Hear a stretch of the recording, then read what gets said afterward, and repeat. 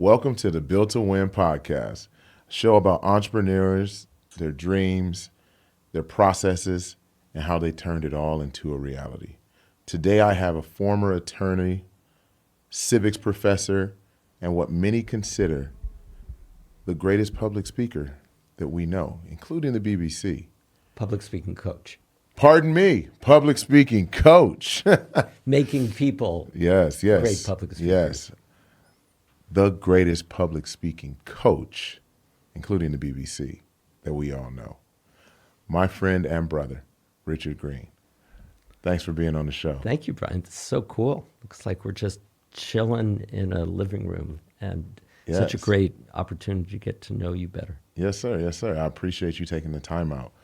So basically the way that we start every show is really understanding, I know where you are, we're in metal together, have had some conversations, but I want to know, where did it all start? So let's just go back to the beginning. Where are you from? And it's so funny. It's like the universe has insisted that we connect, 100%. right? Even like running into you at a restaurant, Yeah. right? Yes. Randomly. So when I was a kid, I wanted to be center fielder for the New York Yankees. Okay. Then moved to LA. I was living in New Jersey, and then Sandy Koufax was my idol, and it's like, okay, I want to be a pitcher. Then I really got into politics and just fell in love with it from the age of 16. Became an intern on Capitol Hill when I was at UC Santa Barbara, and said, okay, I want to be a lawyer because I want to be a congressman. That was my dream. Okay. Because I loved the experience of being in Washington, D.C., because it's the center of the political and national universe, as you know. Yes. And then so went to law school and started practicing in L.A. And then a few years after that, I get this flyer in the mail. And it shows a picture of a very tall, very young man wearing a suit with bare feet, walking across a bed of burning hot coals. And it says, "Fear into power, the firewalk experience, come on that Friday night." And this was back in 1983. "And turn your fears into power." And it's like, that sounds like a really cool thing Sounds like to fun. do on a Friday night, you Yeah. know, and I was available that Friday night. So I go, and it's in Santa Monica, and there's 150 people. And it turns out it's one of the very first public events of this kid who I immediately recognized to be one of the greatest communicators ever. And after the firewalk, I walk up to him and I say, "My name is Richard Greene. I'm a lawyer in town. I just want you to know that you're one of the greatest communicators I've ever seen." He was 23 years old at the time. "And I have no doubt that you're going to go on and make a huge contribution to the world." And That's I would, amazing. And then I said, "And I would love to help you do that." Yeah. And what was that guy's name? Tony Robbins. Okay. A few people may have heard You of him. may have heard of him. Yeah. He's about your size, a little taller, A little taller. a lot taller than me. And he goes, "Great, let's have lunch." And so we had lunch, and he says, "Yes, I would love to work with you." He moves into a little separate office in the law office suite that I was working out of, and like a tiny little office, like smaller than the size of this room. And we would stay up until 2 or 3, like every morning, just brainstorming on how he could take on the world and lift the world to another level, which of course he has done. And I had zero doubt that Tony Robbins would go on to be exactly what he has gone on to be and have this empire. And during that time, there were so many people who would say to me, "Oh, what are you doing with that charlatan? He's so full of crap. He doesn't know anything. He's just a kid. He wants to make money. He wants to be famous." I said, "No. He's one of the smartest human beings I've ever met in my life. And he has the biggest heart I've ever seen on a human being. And a vision for himself and the world that I had never heard of before." So after spending so much time with him, like almost every day for 2 years, and helping him build his business and doing a little bit of legal stuff for him, I said, "You know what? I can't practice law. I have to do that. I have to teach what I've learned from Tony and what I've otherwise learned." And then I went on a little spiritual journey. Okay. So I quit my law practice, sold my car, jumped on an airplane with nothing but the clothes on my back and a gold American Express card. Yeah. And went to India, Nepal, and a little bit to Europe with a few other people for almost 5 months. Shaved off my hair, did the whole India guru The whole thing, yogi thing. and just went deep, and came back and said, okay, I can't practice law anymore. I'm going to teach what I've learned from this master guru named Tony Robbins. And then I realized that what I was drawn to was exactly what I had seen Tony do for those 2 years, which is teach and demonstrate by his own example what incredibly compelling, charismatic, great public speaking is. And so I said, okay, I'm going to bottle that formula that I learned from my brother Tony and this science, this relatively new science at the time called neuro-linguistic programming. And I'm going to teach it to people. And so I specialized, starting around 1987, I specialized in teaching public speaking. And between then and now, I've had the incredible privilege of working with lots of presidents, prime ministers, presidential candidates, royalty, including Princess Diana, and lots of CEOs and entrepreneurs in 53 countries on 6 continents. My goal is to teach public speaking to penguins or whoever else is there in Antarctica, so I can make it all 7 continents. There you go. All right. You packed a lot into the beginning. Well, you packed asked me a into very the open beginning. question. Yes, I did. I said I want to know where it all started. And you packed it all in. So I'm going to rewind us a little bit. You're from New York. New Jersey. New Jersey. I apologize. You said the Mets, so I should have known that. Yeah, the Should have known Yankees. that. And I love New York. Everybody's from New York in one way. Yes. So once you're there, and I don't know, where did you go to college? UC Santa Barbara. Okay. But then Did your family move to LA? Yeah, we moved to LA Okay. when I was There we 7. go. When I was Okay. 7. We were living in New Jersey. It was Christmas time. My grandparents, my mom's parents, had moved from New York to LA. We came out to visit them on Christmas. We're in Newark Airport. It's snowing and freezing cold Christmas time. We land in LA. It's gorgeous, like LA. It's like 80 degrees. Like LA used to be. Yes, Right. yes. Without all the rain that it now has. And I remember my dad saying, "We're out of there." And so we went back to New Jersey. He packed up his business, and we got in our little Buick, and we drove cross country. There we go. I dig it. So at UCSB, what made you go from UCSB? You wanted to be a congressman to go to law school. Where'd you go? So UCSB only spent actually 2 years there because I spent a quarter as an intern for a congressman, living with a congressman at his house in D.C., which was really an amazing experience. Yeah. Way back when Richard Nixon was still president. Oh, wow. Yeah, I know. It's almost Abraham Lincoln time. And then I came back to UCSB, got accepted to be a fellow, not a fellow, an exchange student, and went to the University of Reading in the UK. Reading is like 36 miles west of London. Fell in love with Europe, fell in love with English women, fell in love with just being outside the United States and being able to look back at the U.S. and from a different perspective. And then I backpacked throughout Europe at the end, and then I went to USC Law School straight after that. Okay. Well, that's great because one of the things you just said is perspective. As you and I have our conversations, and I love having conversations with you, is perspective. You have, and this is an assumption, grown up in a Jewish household on the East Coast, which is different. New York Jews is different than L.A. Yeah. So you've been both, and then gotten to see the perspective and gotten to see what it is that you wanted to do. What made it a congressman? Like, what gave you that vision? Because that's a big vision. First of all, I've always been interested in being in the center of the action. Okay.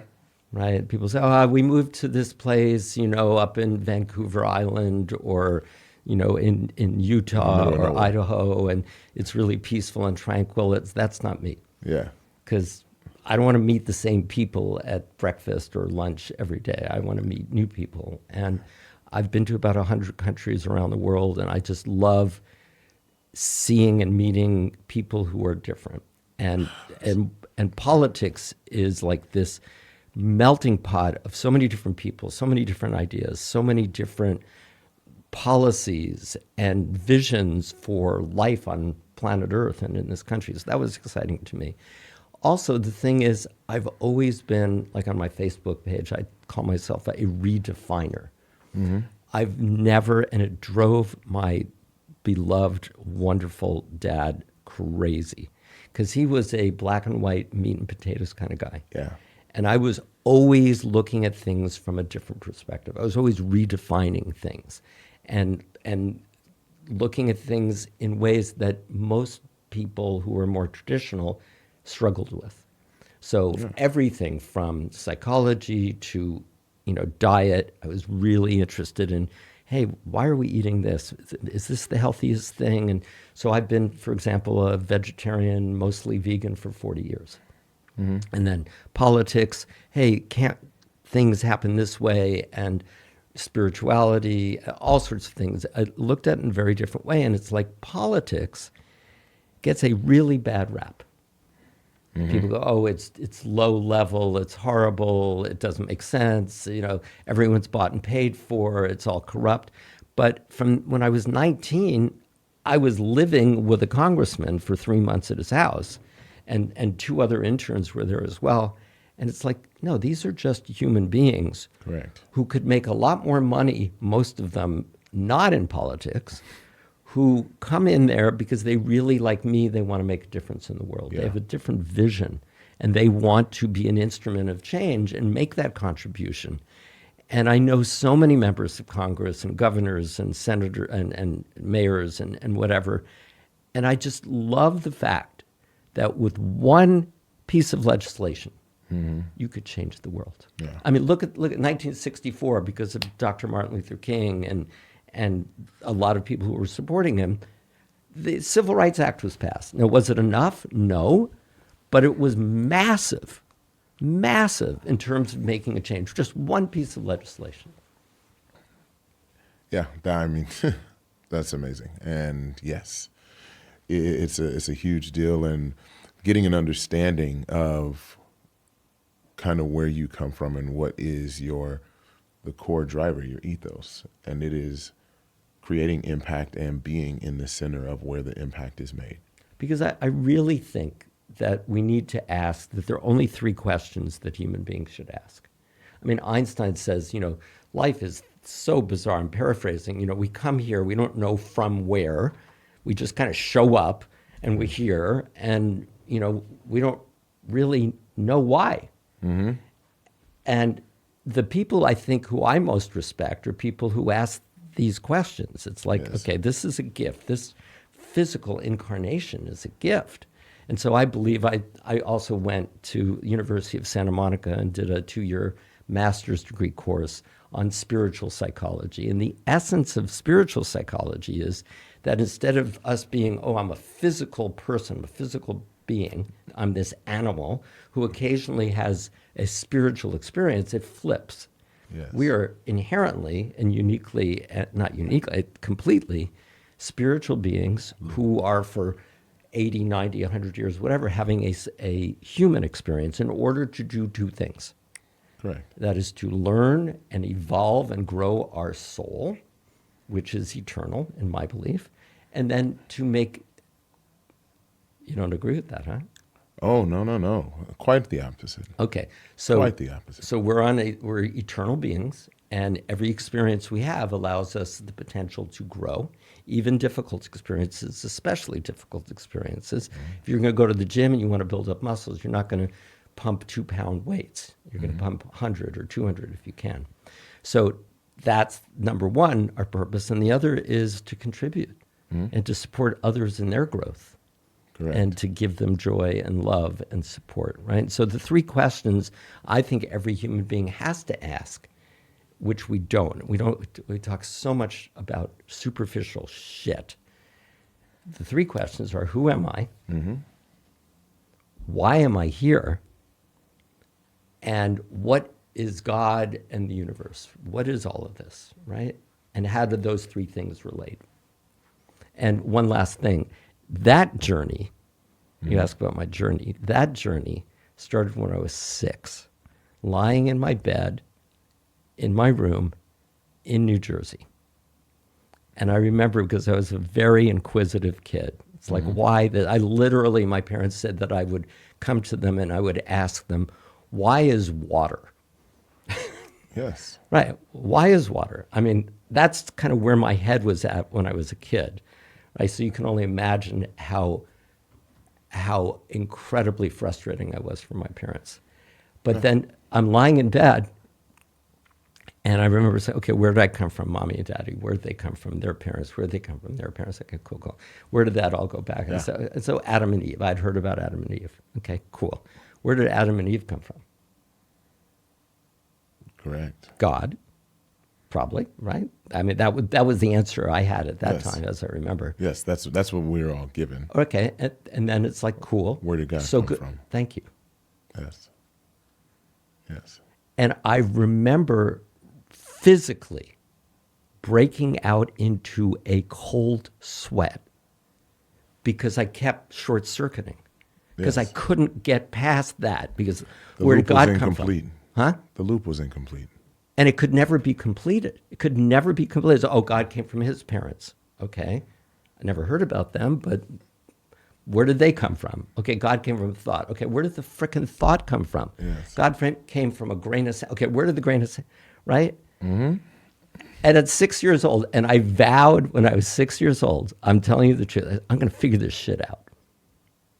And you've been on that mission because there are a lot of people who are still figuring. When you thought that I was going against you on the soul, that's science. So science is now, obviously back in the day, that energy can neither be created nor destroyed. So Which is a pretty big deal statement. it's just a huge deal. And so most people, when they were kind of positing that information, it was about energy for nuclear energy and all these things. But once you really get to what is the soul, how is it powered? How does this human thing work? How does the brain work? Where does the energy that's in the human go when the physical corporal body ends? And Well, so those are the things. I have that- some ideas on that. In fact, I wrote a piece shortly after my dad passed entitled in the Huffington Post, How My Father Proved That He Was Still Very Much Alive, ... 1 week after his death. Yeah. Because my dad, who never believed in anything other than what he could taste, touch, smell, feel, right? For years and years, decades, I was telling him that. Dad, we're eternal, blah, blah, blah. We never die, blah, blah, blah. And he looked at me like, pff. And he would literally get up from the dinner table when I was having these philosophical conversations or trying to have them, and he would leave. Yeah. And then a couple of weeks before he died, we had the conversation again because I felt it was highly relevant at that time because I knew he was going to go. And he looked at me and he got very emotional and he goes, "You're a very wise man." And it's like he got it. And then right after he died, I believe he created 3 mathematically impossible synchronicities, all related to me, within the few days after he died. Yeah. And I've interpreted that as he's still around, right? He loves me, he's watching over me, and he's telling me that I was right, Yeah. which I'd waited a long time to hear. As many of us do from our parents. Yes, 100%. I love this, man. So, I want to get into consciousness, but I'm going to pivot from consciousness and I'm going to go to our other side because you talked about Congress. But what I know that you're passionate right now, I don't know if it's your purpose, but I know that it's your current passion is getting those who may be disenchanted with our current political system engaged. Right. And I want to know kind of where that came from. What is the driving force of you wanting to do that? And I think it's a noble thing, and I think it's a necessary thing if we want America to continue to be America. Well, thank you for bringing that up. And I think in this election cycle, it's even more important than important or noble. I think it's existential. Mm-hmm. It's my belief that there is a particular political candidate running for president who will, in fact, without doubt, and I'm saying this as someone who teaches civics and someone who is a lawyer, destroy the democracy that we have known and loved and grown up with. He will destroy it. Mm-hmm. And there are actual ways that he has telegraphed that he will do it. And he has, as president, he would have the power to do that. Mm-hmm. We all think, oh, our democracy, our institutions, they've been around for a long time. No individual person can affect that. That is not true. Donald Trump will destroy our democracy, which means you're not going to have the rights. Even if you don't like Joe Biden, you're not going to have the rights that you grew up taking for granted. So, and I've been called, a guy named Mark McKinnon, who used to work with John McCain and some other Republicans, super great guy. He's one of the creators of The Circus, Mm-hmm. the TV show The Circus. He called me a prisoner of hope and optimism, which I thought was just so great. Because I look at politics as glass half full. Yes. Is there bad stuff that goes on in politics? Yes. It's hardball, man. Yep. This is NFL level contact football without helmets. I mean, it's intense, right? And if you can't handle that, oh, they're not being fair to Bobby Kennedy, or not, they weren't fair to Bernie Sanders. Get over it. Mm-hmm. This is a tough game, right? But it is existential in terms of, are you going to have police reform? We talked about that yesterday. We did. Are women going to have the ability to take care of their own sovereign bodies and for their own reproductive choice and health and physical health? Are we going to do anything to limit the crisis of gun proliferation and a gun culture that everyone around the world, and I can tell you I've had so many conversations with people in other countries, thinks is insane? That we have a country where you are 18 years old, you are not mature enough to buy a frickin' glass of beer at a baseball game. And yet you can walk into a Walmart and walk out with an AR-15. Yeah. What do you mean? I saw the head nod. No, because I think through it, I agree and pieces of this, but these are the same 18-year-olds that go to war as well to protect the country. Great. Those weapons are made for that, and people are trained to use them for that purpose, but not to walk into a high school. Yeah. Right. Anyway, but there's so many issues, environmental issues, there's immigration issues. What about the 11 million dreamers who are playing by the rules and good jobs and being great citizens who are not allowed to be citizens legally? Yeah. Because they came here accidentally when they were 2 years old and their parents came across illegally. Yeah. Right? So we need to fix that. There's and the environmental crisis, the climate change. We have one political party that does not believe that there is an environmental crisis, a climate crisis, and another party that wants to do everything they can for it. And so for young people and African Americans and Hispanics who care about the issues beyond, oh, Joe Biden is too old, or Genocide Joe, which I don't believe to be true, they're going to allow, by voting for Robert Kennedy or Jill Stein or Cornel West or not voting at all, they are going to allow a true fascist who is against virtually everything that almost every young person cares about to take over this country and the Supreme Court future nominations and the federal courts and the Attorney General's office and prosecute and not prosecute. All of the things that a president can do, they're going to let that happen for 4 years because they're not educated or engaged. And we need black people, brown people, and young people, which is the Democratic Party base, to show up because the Constitution and the United States Senate are rigged in favor of more conservative viewpoints because of how the country was formed and the difference between the big, more urban states of the North and the southern, more rural states. Well, we do know that Martin Luther King was Republican. Well, he was 1960s Republican. Yes. Fine, Yeah. which is not 2024 Republican. Yeah, again, agreed, very different. But the Democratic Party is very different from... It flipped. You know, it really flipped, right? And the reason is, you want to know the reason why? Because Republicans at the time of Abraham Lincoln were the anti-slavery party. Mm-hmm. It was the Democrats back then who wanted to keep slavery in the South and to expand it throughout the country. And that was the election issue in 1860.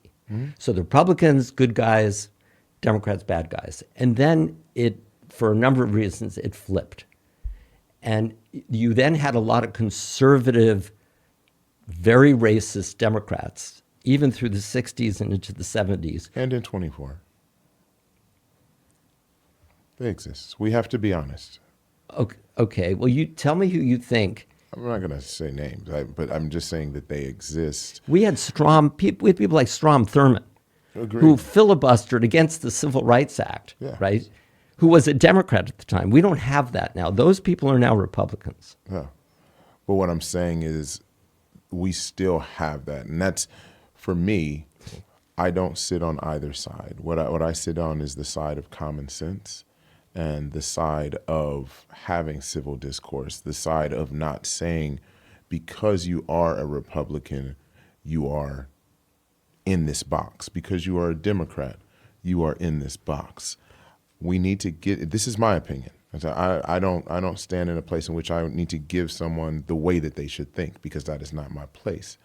But my opinion is we have to get to a place where people can look at who is this candidate, what are they presenting to me, what is their history of delivery, of integrity, of all of the things that actually matter to me. Again, my opinion, when you are a political representative. Can we play a little game? Sure. Give me 3 issues that you really care about, you as Brian. I care about my daughter's safety. I care about education. Okay. And I care about those lesser fortunate who need guidance. Again, this is my opinion. They need guidance on how to get themselves out of their situation. Okay, so if you were in Congress and you were introducing 3 pieces of legislation, mm-hmm. what would they specifically do? We talked about one of them yesterday. Mm. I didn't say that I would be introducing anything. Okay, well, we don't have to talk about that one. Yeah, what is the one thing that the you're talking George Floyd Justice and Policing Act, to reform policing in America. Yeah. No, you said what would I would. I would not be. Okay, Yeah. Okay. Okay. Yes. Well, that's an issue that a lot of people care about. Oh, I 100% care about policing and the way that policing is carried out. Right. But again, I've been black my entire life, and however, we have very strong similarities, the Jewish faith and blacks, mm-hmm. in terms of persecution over the years. Yeah. Have very strong similarities, but I'm very clear and honest with my friends. That's who got me to move to LA, were my Persian Jewish friends.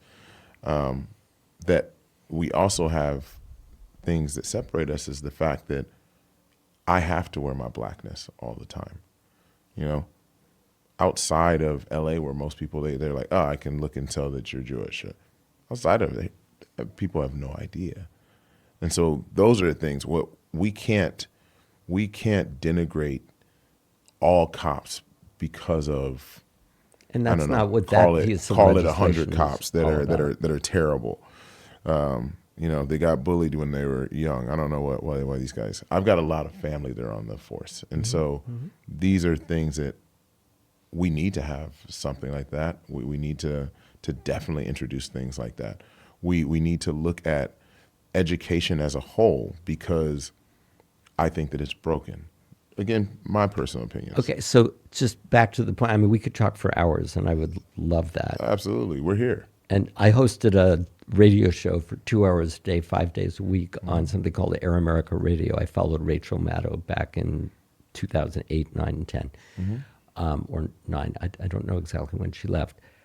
So the question is, the point I'm trying to make, to cut to the chase, is I'd be willing to bet a lovely $200 dinner or more, wherever you want in LA, that if we went through 20 different pieces of legislation that have been very controversial over the last couple of years and showed that Democrats vote one way and Republicans vote a completely different way, I'd be willing to bet a really nice dinner that you would agree with the Democrats at least 75% on these issues, like equal pay for women, like $35 cap on insulin and helping people have access to health care, et cetera, et cetera, et cetera. So when you say... Agreed. Okay, so let's forget the label Democrat and Republican. Perfect. And what I recommend to people, bottom line, is fuck that, right? You don't like the two-party system, you don't like politics as it is today, fine. What do you care about? Pick that issue that resonates most deeply in your own heart of hearts, and then vote for the people, for Congress, for the House, for the Senate, for president, for governor, whatever, who will make those things happen. That's simple. Become a single issue voter. It's very gratifying. Guess what? When we talk like that, we're on the same page. We're on the same page there.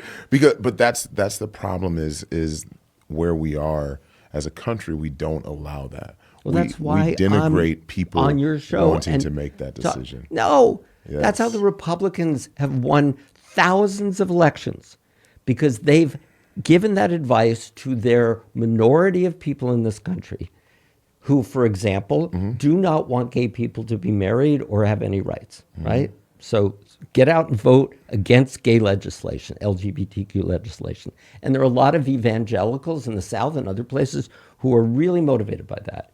Yep. And guns. Don't let those Democrats take away your guns. Your right to defend yourself, right?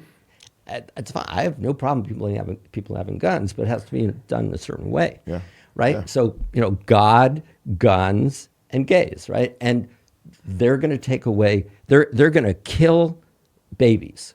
They're baby killers, right? Yeah. So the whole abortion issue, and the Republicans, because the reason they got... But I thought we got away from Democrats and Republicans. But the point is, you can't deny that there is one party that is on one side of these issues and another party that's on the other. So you can ignore the D or the R after the name. The question is, if you care about restoring a woman's reproductive rights, for example, you agree with Roe v. Wade, you don't agree with what the Supreme Court did. Correct. You would then let's say that's your most important issue, which it is for a lot of people, especially young women who are if you've got a daughter, correct. Very affected, right? My daughter is very upset about that, right? And you would go and say, okay, here's someone running for Senate in my state. Are they going to support the Women's Health Protection Act, which would restore Roe v. Wade and reproductive rights for all Americans? Or are they going to vote for and support a national abortion ban that Republicans seem to want? Yeah. And they're going to end up voting for a Republican or Democrat based on how they answered that question, which is fine. But that's my point, is when you say that, it's not every Republican that is for that. Like, that's the greatest thing. And I can't think of his name, the senator from Arizona. Kirsten Sinema. No. Who's passed? John McCain. John McCain. Yeah, but there's no one like him anymore. But John, again, I can't speak to that at all right now.